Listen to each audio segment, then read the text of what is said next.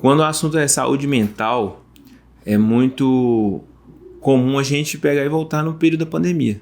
Certo. Porque, por mais, talvez, clichê e óbvio que seja para todo mundo, porque a gente estava cansado de ouvir em respeito a isso, acerca disso, mas na pandemia as pessoas ficaram completamente defasadas, largadas. Temerosas, né? Assustadas também. Exatamente.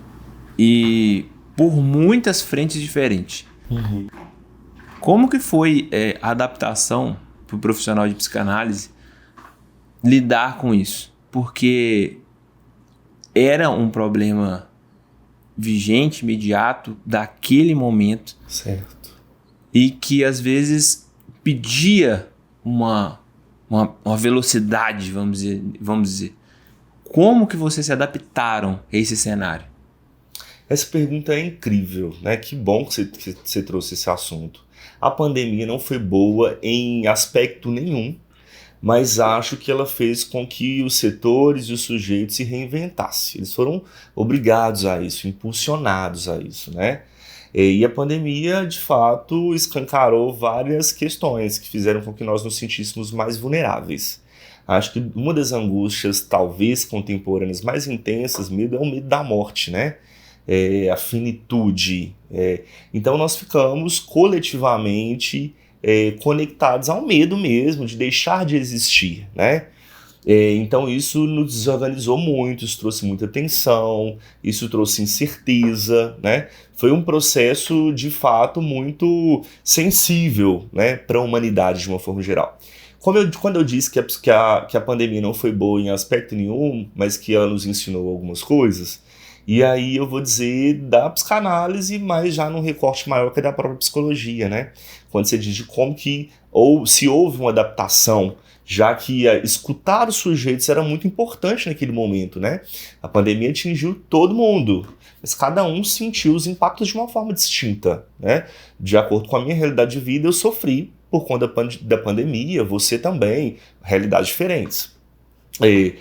Mas aí nessa perspectiva de que a pandemia precisou impulsionar ou serviu como impulso, foi um momento inclusive para acontecer algo muito importante, que é fazer com que a psicologia e consequentemente a psicanálise fossem mais acessíveis e menos burocratizadas, porque através da pandemia e da necessidade das pessoas serem escutadas, o Conselho Federal de Psicologia então legitima, estrutura e organiza o atendimento remoto, né?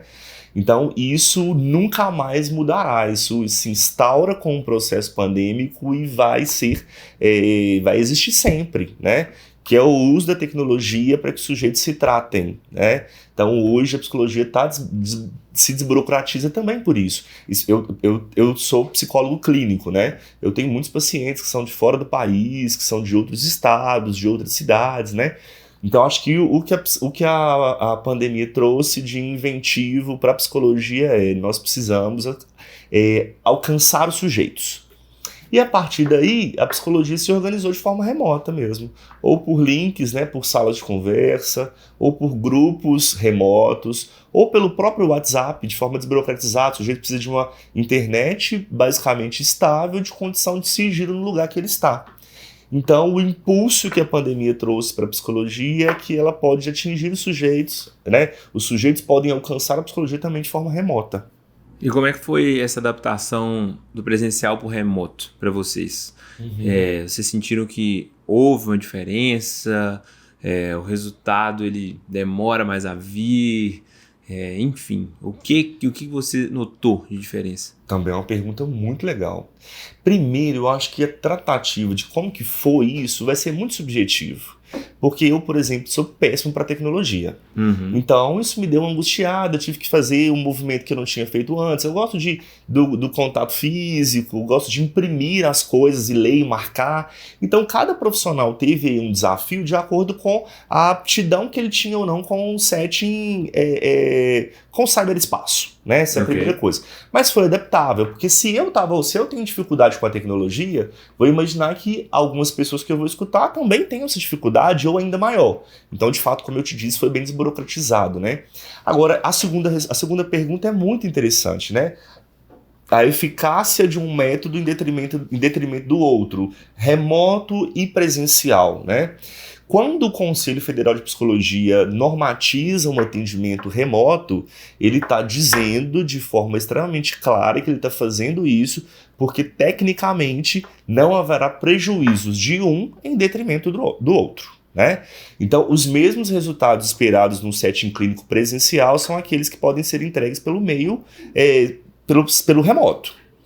O que é talvez a dinâmica disso, né? Talvez um sujeito que vai ter resistência com a internet, então é melhor que seja presencial. Se ele estiver desconfortável com a internet, talvez o processo fique aí fragilizado. Não é porque há uma discrepância de entrega dos dois métodos. É uma questão do sujeito, talvez, com a tecnologia. Então tem pacientes que não quero remoto, de jeito nenhum, né? Quero presencial. Então, enfatizando, quando o conselho entende que o atendimento pode ser remoto, ele sinaliza que não há prejuízo de uma modalidade em detrimento da outra.